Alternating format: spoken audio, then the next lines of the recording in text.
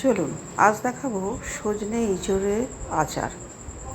প্রথমে ইঁচড় একটু গরম জলে মিনিট 5 ভাপিয়ে নিয়ে তারপরে সজনে ডাঁটাগুলো দেবো।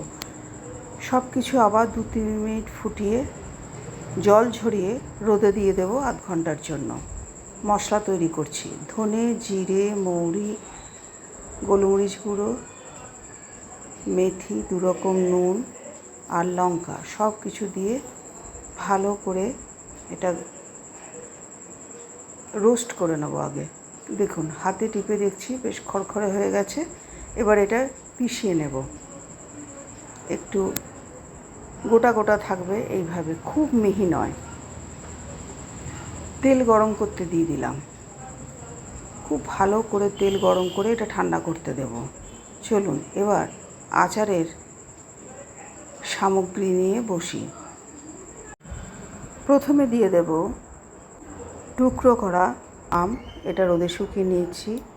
তারপর ইঁচড় আর সজনে ডাঁটা।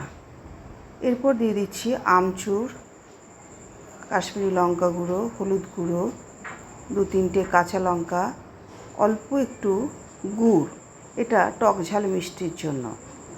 তারপর দিলাম 1/2 চামচ হিং। এরপর দিয়ে দিচ্ছি ভাজা মশলাটা। এবার ঠান্ডা করা তেলটা দিয়ে খুব ভালোভাবে মিক্স করে নেব। দেখুন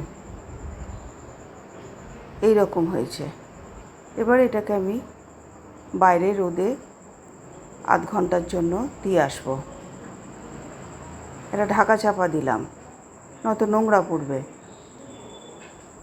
এরপর ঠান্ডা যখন খুব ভালো মতো হয়ে গেছে, সন্ধ্যের দিকে একটা কাঁচের বোতলের মধ্যে ভরে নিলাম।